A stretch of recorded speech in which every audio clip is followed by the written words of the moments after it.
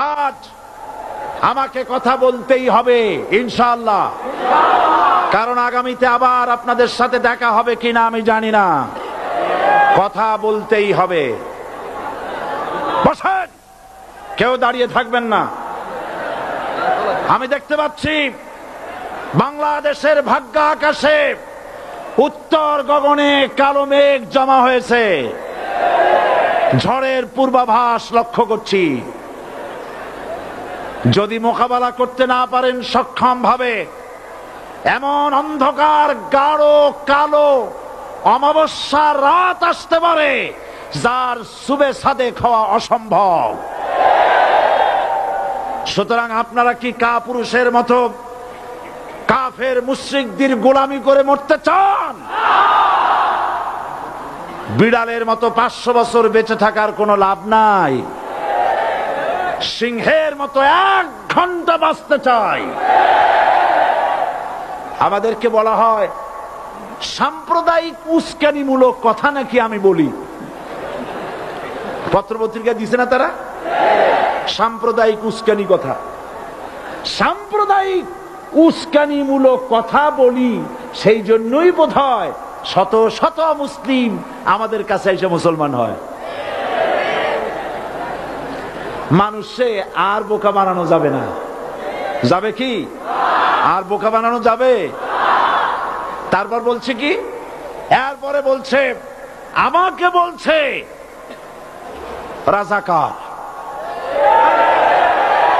শুনে রাখো চট্টগ্রামের লক্ষ লক্ষ জনতা, পার্লামেন্টে যখন আমাকে এই কথা বলা হয়েছিল, আমার পার্লামেন্টের কলিগ জাফরুল্লাহ চৌধুরী সাহেব বসে আছেন এখানে, হ্যাঁ, জাফরুল ইসলাম চৌধুরী বসে আছেন পাশে, প্রধানমন্ত্রী সুদ্ধা, অন্তত 3 শতাধিক পার্লামেন্টের সম্মানিত সদস্যরা সেদিন বসা। 1997 সনের বাজেট বক্তৃতা যখন আমি করতেছিলাম, ডক্টর কুদরতে খোদা, নাম রাখছে কুদরতে খোদা, আসলে গজবে খোদা। এই লোকটি নাস্তিক, ইসলামের চূড়ান্ত দুশমন। তার প্রণীত শিক্ষা ব্যবস্থার যখন সমালোচনা করছিলাম, ট্রেজারি বেঞ্চ থেকে আমাকে বলা হলো রাজাকার। আমি আমার সমস্ত শক্তি একত্রিত করে বলেছিলাম শুধুমাত্র হিন্দুস্তানের রাজাকারেরাই আমাকে রাজাকার বলতে পারে। আমি বলেছিলাম 1973 সন পর্যন্ত আমি বাংলাদেশের কোন রাজনৈতিক দলের নেতা এবং কর্মী ছিলাম না। আমি রাজাকার নই। আমাকে রাজাকার বলে যদি তাকেও প্রমাণ করতে না পারে 10 কোটি টাকার মানহানি মামলা দায়ের করব। আমার এই বক্তব্য সারা দুনিয়া শুনেছে। পার্লামেন্টে আমার এই বক্তব্য রেকর্ড হয়ে আছে। সেদিন 3 শতাধিক পার্লামেন্ট মেম্বারের কেউ আমার চ্যালেঞ্জ গ্রহণ করেন নাই। যে কোনো ব্যক্তি পার্লামেন্টে গিয়ে আমার বক্তৃতা দেখে আসতে পারেন। এরপরে 1997 সনের 7 অক্টোবর দৈনিক জনকণ্ঠ পত্রিকা যখন আমার বিরুদ্ধে লিখলো, সেই পত্রিকায় সাইদির ওপেন চ্যালেঞ্জ 8ম পাতা, 1997 7 অক্টোবর, এত বড় 2 কলামে হেডিং। সেখানে আমি বলেছি বাংলাদেশের সকল সাংবাদিক, গোয়েন্দা বিভাগ, বাংলাদেশের সকল বুদ্ধিজীবীকে আমি আমার পিরোজপুরে আমন্ত্রণ করছি। আমার উপস্থিতিতে যদি কেউ প্রমাণ করতে পারে বাংলাদেশের স্বাধীনতা যুদ্ধের বিরুদ্ধে আমার কোনো ভূমিকা ছিল, সজ্ঞানে স্বেচ্ছায় জাতীয় সংসদের সদস্য পদ থেকে পদত্যাগ করব। 3 বছর পার হয়ে গেছে, আজ পর্যন্ত কেউ এই চ্যালেঞ্জের মোকাবেলা করে নাই। সুতরাং আমাকে যারা রাজাকার বলবে তারা পিতৃ পরিচয়হীন অবৈধ সন্তান। 1971 সনের, শোনো মুসলমানেরা, 1971 সনের কোন কাদা সাইদির গায়ে লাগে নাই। আমাকে রাজাকার বলে জনগণ থেকে বিচ্ছিন্ন করবা, জনগণ থেকে আমারে বিচ্ছিন্ন করা যাবে না। কারণ এই জনগণ আমার জন্য আসে না, এই জনগণ আসে আল্লাহর কোরআনের জন্য।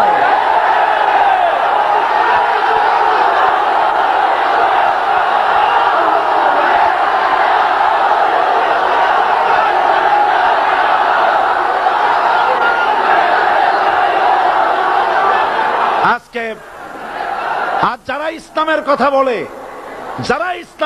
বলে, তারাই রাজাকার, তারাই মৌলবাদী। মৌলবাদী বললে আমরা অসন্তুষ্ট হই না, কারণ মৌলবাদী শব্দটা আসছে মূল থেকে। মৌল শব্দ এসেছে মূল থেকে।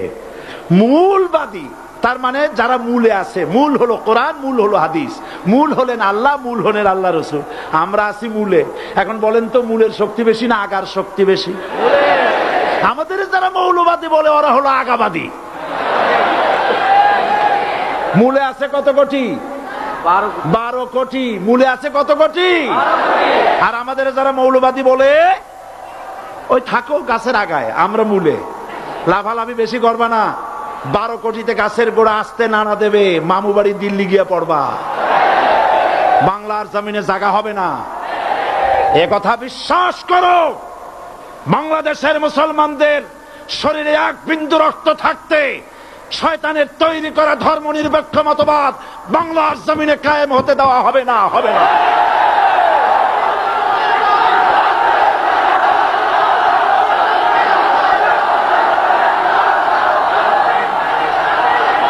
রাসূল করিম সাল্লাল্লাহু আলাইহি ওয়াসাল্লাম কোরআন প্রতিষ্ঠার জন্য আন্দোলন করেছিলেন। আয়াতুল কুরসি আমাদের সে কথাই শিখেছে। আল্লাহ রাব্বুল আলামিন বলেন, আল্লাহু লা ইলাহা ইল্লা হুয়াল হাইয়ুল কাইয়্যুম। প্রাণ খুলে পড়েন, আল্লাহু লা ইলাহা ইল্লা হুয়াল হাইয়ুল কাইয়্যুম। আল্লাহ হচ্ছেন তিনি, যিনি ছাড়া কোনো ইলাহা নাই, আইনদাতা নাই, বিধানদাতা নাই। আমরা মানুষের তৈরি করা আইন মানি না। 12 কোটি মুসলমানের দেশে আইন তৈরি করবে মানুষ, আমরা মানব না। পার্লামেন্টে তৈরি হতে হবে কোরআন দিয়ে, পার্লামেন্টে আইন তৈরি হতে হবে কোরআন দিয়ে। সুতরাং ভয় যতই পান আর যতই ষড়যন্ত্র করেন, 4 দল যখন একত্রিত হয়েছে, ঐক্যবদ্ধ থাকবে, সরকার ঐক্যবদ্ধভাবে গঠন হবে, নির্বাচন ঐক্যবদ্ধভাবে হবে এবং কোরআন হবে, আল কোরআনের পার্লামেন্ট হবে বাংলাদেশে।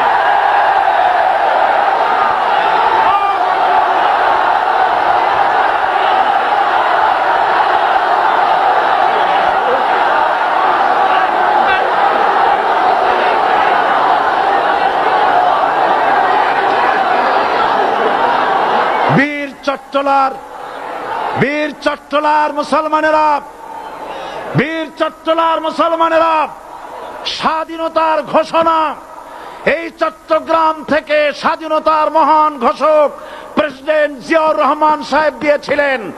এই চট্টগ্রাম থেকেই ইসলামী রাষ্ট্রের ঘোষণা হবে।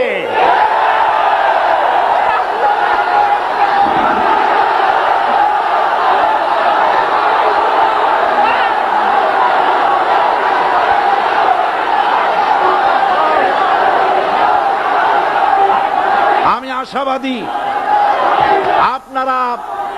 আপনারা অবশ্যই তা পারবেন। আমি 100% বিশ্বাস করি ইনশাআল্লাহ। কারণ যে ষড়যন্ত্রের মোকাবেলা করে স্থানীয় রাজনৈতিক দলের নেতৃবৃন্দ কোরআনের মাহফিল সিনায় এনেছেন, আমি প্রথম দিনই বলেছি চট্টগ্রাম তাফসিরুল কোরআন মাহফিল কোন রাজনৈতিক দলের প্রতিনিধিত্ব করে না। এটা কোন জামাত শিবিরের একক সম্পদ নয়, এটা চট্টগ্রামের মুসলমানদের কলিজার টুকরা তাফসিরের মাহফিল। সুতরাং এই মাহফিল